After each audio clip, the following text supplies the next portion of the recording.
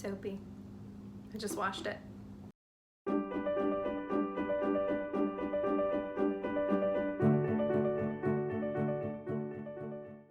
Hello, my name is Casey Waugh. I'm an occupational therapist from Pittsburgh, and today we're going to talk about sippy cups. So we're going to head to Target. So we're just going to go take a look at all of the millions of sippy cups. But let's go. It's 2020, July. My car time has been spent on learning about the racial inequalities in America that are not new, but trying to learn and listen. We're here, let's do it.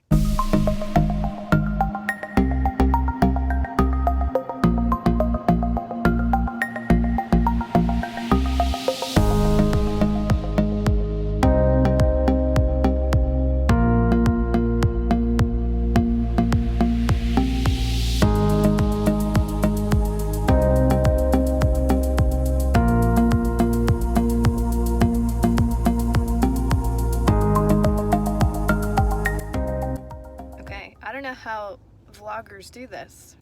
The only thing I bought personally, as far as sippy cups goes, is one of these 360 cups, because I actually don't own any myself. I don't know, I just never bought one.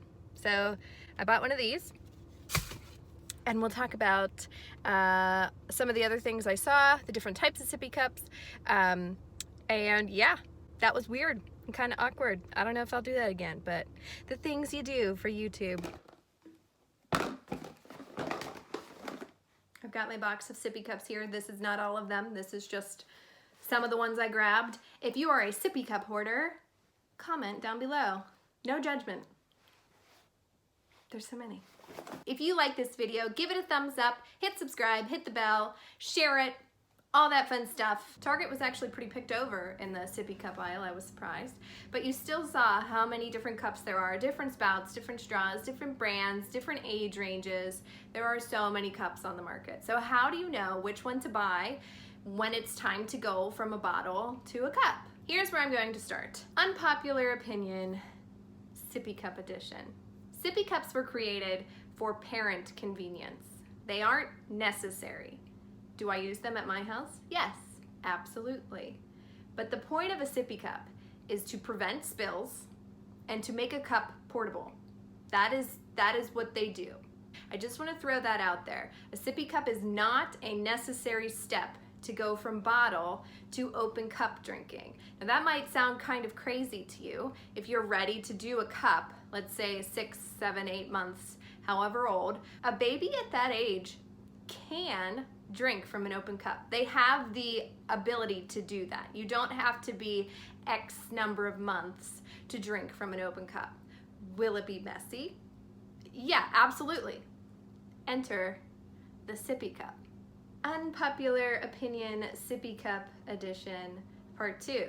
Your child doesn't need to have access to a sippy cup at all times and in every room of the house. Even if it's water, and you're not worried about it getting on the floor or the couch, regularly scheduled meals and snack times at the table is enough opportunity for your child to get the fluids that they need throughout the day. Obviously, if they are thirsty or they're being really active and you need to give them a drink in between, by all means. Why am I giving you these unpopular opinions? That will make more sense when I talk about what cups I really like and why I like them, especially for first cups, and why that non-spill portability part isn't one of the selling factors for me. Buying sippy cups can be a real drain on your wallet. If you go into the store going to buy a sippy cup, you're hit with a ton of options. You saw some and that was like picked over Target sippy cup wall. There are some really cool cups out there, and innovation and new products are obviously a good thing. I mean, I remember when the 360 cups, like the one that I just bought, when these first came out, it was like, oh my gosh, that's the coolest thing ever. Why didn't I think of that? But as is the case with a lot of kid things, these companies know that you're not buying things every week, like diapers or something like that. A cup maybe you buy once or twice a year.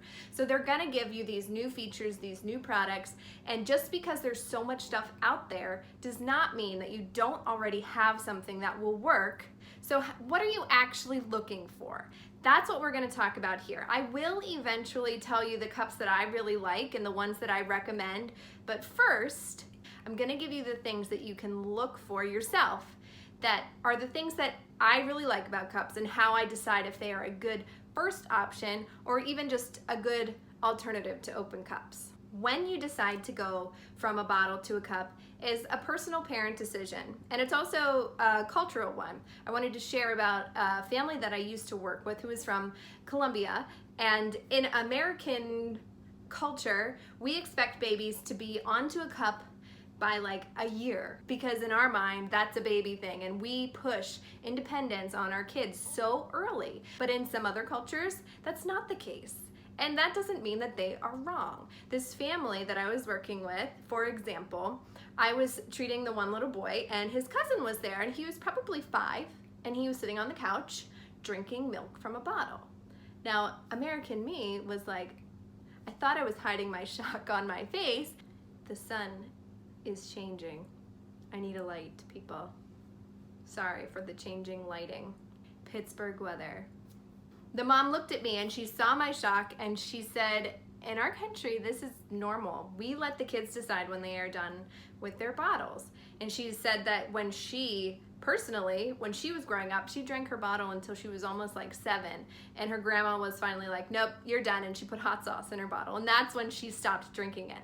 So this little boy did not only drink from a bottle, he drank his milk when he was ready to calm down. He only drank his milk from it. So I'm just saying that because a lot of my videos might look like I'm gonna give you a specific time and a specific cup and this is how you have to do things, and that is not what this channel is for. I am recognizing that families have their own unique input, they have their own opinions, and that's fine, that is great. And what I say is more of a general, from a developmental standpoint, what you can expect and how to make informed decisions for yourself. Not, I know what's best, you don't, do what I say. I sound like Matilda, my favorite movie. I'm right, you're wrong, I'm big, you're small. No, that's not what we're doing here. So if that's what you're looking for, I'm sorry, I'm not your girl. So there will be no official ruling on when you need to be off of the bottle from this video. The issues I do take up with bottle drinking in babies and older kids alike are the following: taking a bottle to bed, drinking exclusively from a bottle past about a year old, or drinking anything other than milk or formula from a bottle. If they're ready to drink something like juice or water, they're ready to try a different cup. There really isn't any need to put juice or water, definitely not pop, I've seen it, so I'm just gonna say that, in a bottle. When do you start looking for cups? When you're ready to do solid foods. So I have another video all about feeding your baby, and in there I talk about the readiness signs to know when your baby's ready for solids. Usually you start solid foods around 6 months or so. So yeah, at that age, your baby could drink from an open cup. They have the ability to learn that skill. Want to know a fun place to try cup drinking? In the bathtub. Give them a little cup, and when you're filling up the tub, show them how to fill up their cup from the faucet, and then they drink it. If they spill it, oh well, you're in the tub.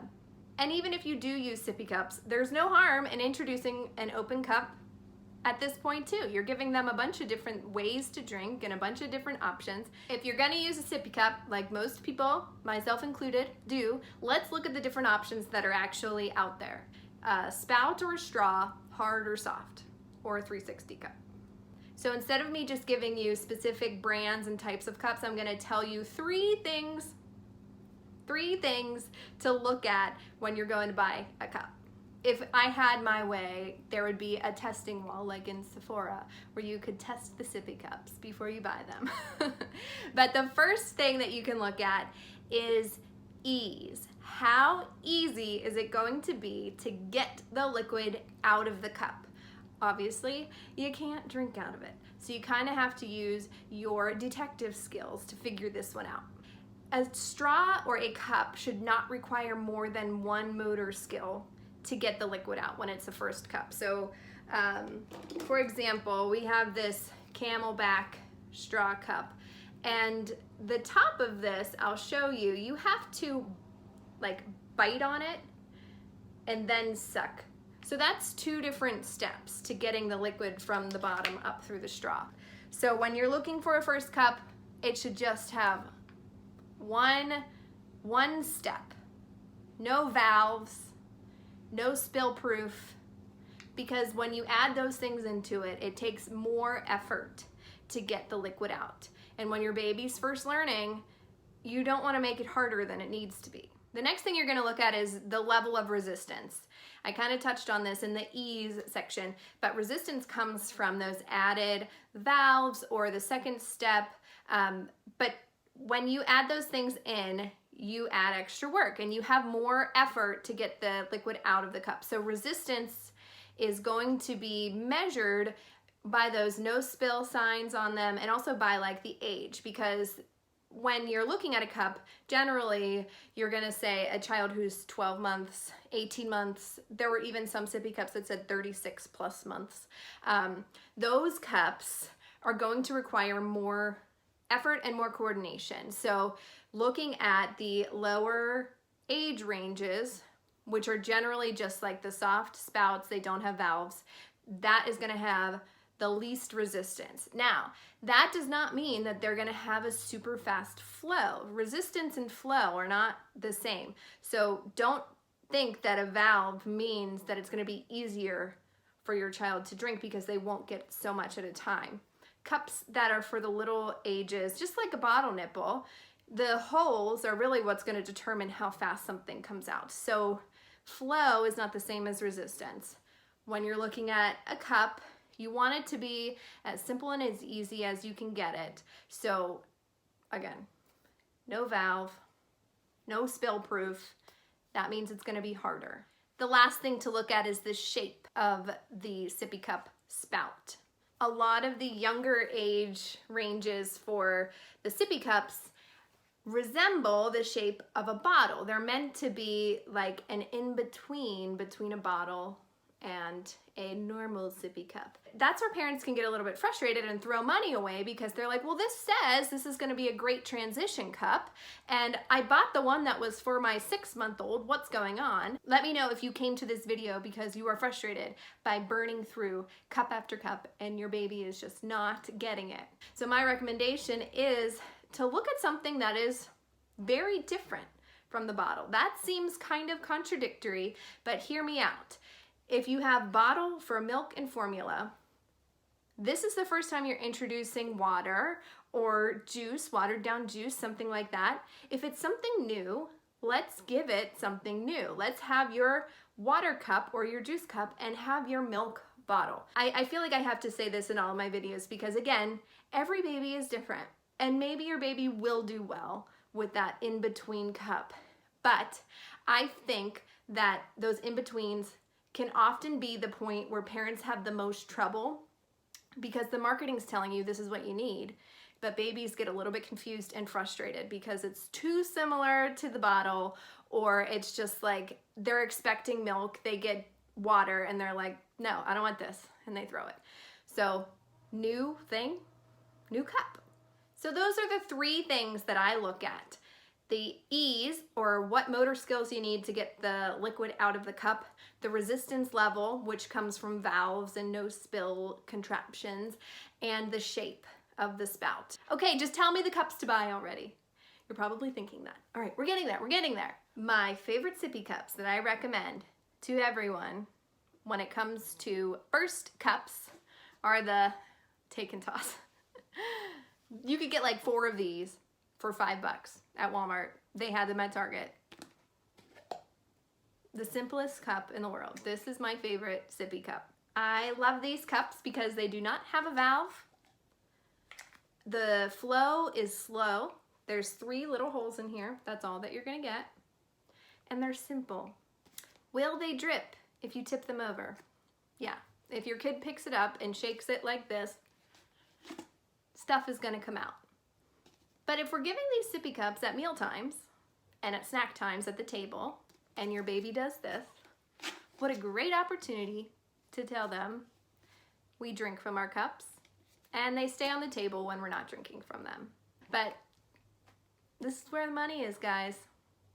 $5, I think. I should look it up. I'll link them in the description box. But they're literally at Walmart, Target, everywhere. Take and toss. You get a 4-pack. So a lot of daycares that provide drinks and meals, these are the cups they use, or guess what? The kids drink from an open cup at a table with all of their friends, and it's not a huge mess. I'm not gonna pretend I'm the sippy cup queen. So tell me what sippy cups you've tried, what has worked, what hasn't. I'm super interested. All right, that was it. Before you go, like, subscribe, share, join me on Facebook, check me out on Instagram. Okay, enough about me. I'll see you guys next time.